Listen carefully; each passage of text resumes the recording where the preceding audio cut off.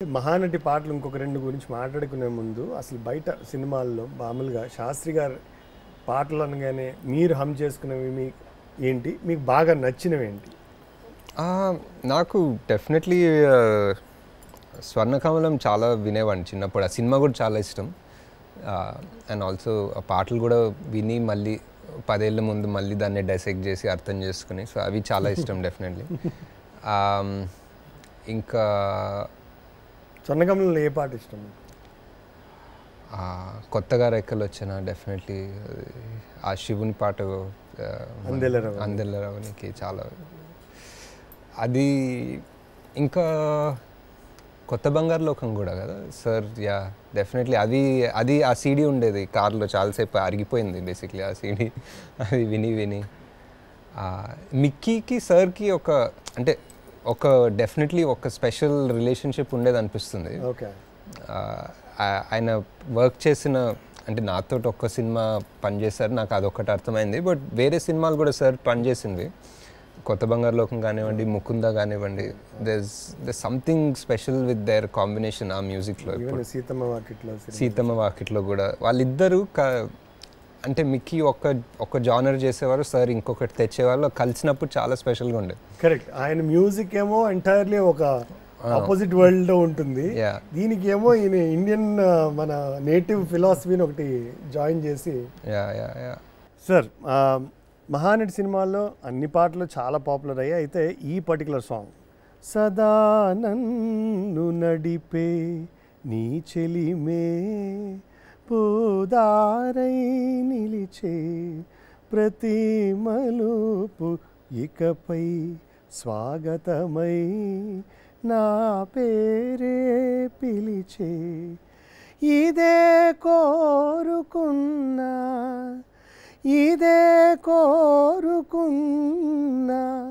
అని నేడే తెలిసే కాలం నర్తించదా నీతో జతై ప్రాణం సుమించదా నీకోసమై కాలం నర్తించదా నీతో జతై. అసలు ఎంత మహానటి అయినా ఒక సాధారణమైన వయసులో ఉన్నటువంటి అమ్మాయి అంతరంగాన్ని ఆవిష్కరించేటువంటి ఒక పాట. అండ్ ఫ్యాబ్యులస్ సాహిత్యం. అదే కాలం నర్తించదా నీతో జతై ప్రాణం సుంభించదా నీకోసమే అనేది అసలు అది ఆయన చెప్పినప్పుడే మనకి ఒక చిన్న గూస్ బంప్స్, ఒక చిన్న పులకరింపు. అంటే అంటే ఐ థింక్ కవులు or lyric writers generally magicians లాగా అనిపిస్తారు. అంటే పెయింటర్స్ ఒక లెక్క, ఒక ఏదో డ్రా చేయడము. బట్ ఒక్కొక్క ఆర్టిస్ట్ ఒక్కొక్క స్కిల్ అని, ఒక ఫిజికల్స్, అంటే ఒక మ్యూజికల్ ఇన్స్ట్రుమెంట్ ఉంటుంది, లేకపోతే ఒక పెయింట్లు, బ్రష్లు ఉంటాయి. బట్ కవులకి like you just have your words అంతే. ఆ వర్డ్స్ని ఎలా మర్జ్ చేసుకొని ఎలా వాడుకుంటారో, and then you bring out an emotion just with your thoughts కదా. I think so special. అంటే నేను కొంచెం రాస్తాను, but nowhere like for me just watching Shastri garu or listening to any of these classic songs and just ఇలాంటి lines నా సినిమాలో ఉన్నాయి అనుకోవడమే చాలా గ్రేట్ బేసిక్లీ. అంటే ఎంత పాపులర్ అయిపోయింది అంటే ఒక టైంలో అయితే ఏ అమ్మాయి చూసినా ఇదే పాట, ఏ రియాలిటీ షోలో చూసినా ఇవే పాట. And actually to be honest, ఈ పాట there were some doubts whoever listened to this song, మరీ పాతగా అయిపోయిందా, మరీ సదా నన్ను అంటే అంత చాలా ఓల్డ్ పదాలు అన్నట్టు. So it was only Mickey, me, even I believed in this song, and Shastri garu who were very sure about this. This will really work ani. We didn't know till the cinema release ayinda varaku maku teliyadu, but we were very adamant that okka word, okka padam kuda change ayindi ee song lo ani. అక్కడ పదాలు మన శాస్త్రి గారి పదాలు obviously మనం మీరు అన్నట్టుగా అక్షర లక్షలు ఇవ్వచ్చు అంటారు కదా, అలాంటివన్నీ సామెతలు అన్నీ వర్తింపజేసేసుకోవచ్చు. అయితే ఇంత క్లాసికల్ ట్యూన్ని మీరు ఎలా అనుకున్నారు? అది మిక్కీ స్టైల్ కూడా చాలా డిఫరెంట్గా ఉంటుంది, పక్క క్లాసికల్. ఆ సింగర్ కూడా సింగర్ కూడా క్లాసికల్ మ్యూజిషియన్ ఫ్రమ్ ఆస్ట్రేలియా. ఏదేదో చేశారు మిక్కీ ఏదేదో చేశారు. నో ముందు నుంచి వెరీ క్లియర్ దట్ ఒక మిక్కీ ఒక కొత్త లాంగ్వేజ్ ఈ సినిమాకి మ్యూజికల్ లాంగ్వేజ్ పెడదామని. సో ఆ ఒరిజినల్ మహానటి సాంగ్ అయినా కొంచెం అంటే నాట్ వెరీ డివోషనల్ లాగా కాకుండా కొంచెం సెలబ్రేటరీ, కొంచెం రాక్ స్టార్కి ఎలా చేస్తామో మహానటి అలా చేద్దామని వెళ్ళాము. ఇది ఒక song definitely wanted to go very old school, like ఆ పాత 50s ప్రేమ ఎలా ఉంటుంది ఆ టైప్లో, లిటరల్గా ఒక కీర్తనలాగే ఉంటుంది ఆ kind of thing. So Mickey and I always feel Mickey and Sastri garu కలిసినప్పుడు ఒక రకమైన opposites, not exactly opposites, but ఒక రకమైన వేరే వరల్డ్స్ నుండి వచ్చి కలిసినప్పుడు ఒక మ్యాజిక్ అవుతుంది అనిపిస్తుంది.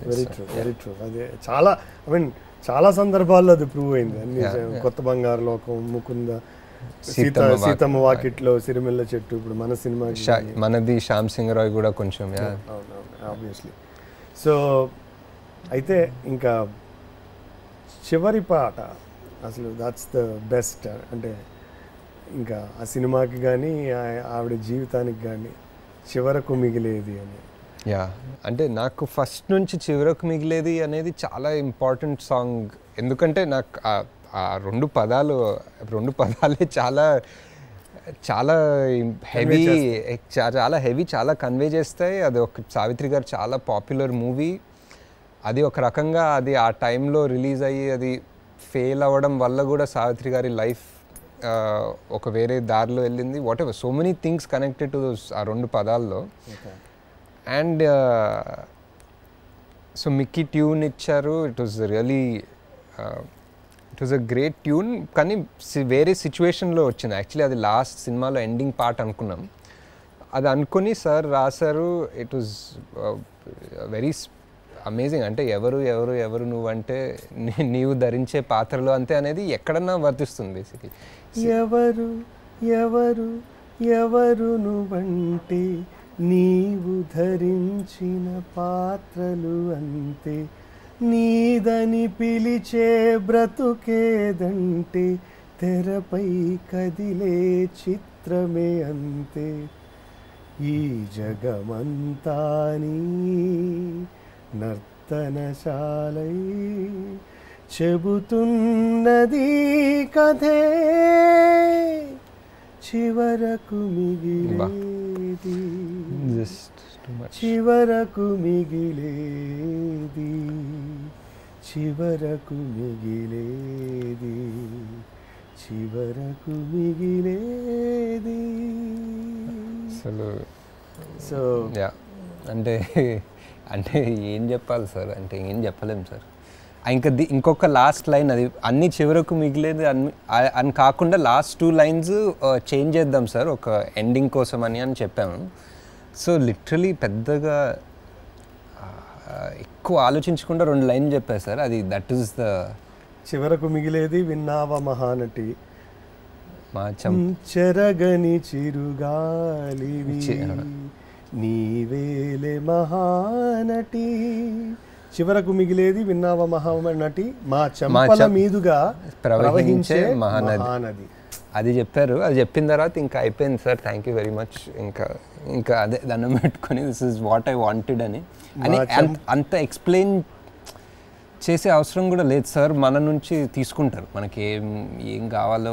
ఆ సినిమా ఏ సోల్ క్యాప్చర్ చేయాలని ట్రై చేస్తుందో అనుకుని ఆ 2 లైన్స్ సార్ నాకు చాలా ఫేవరెట్.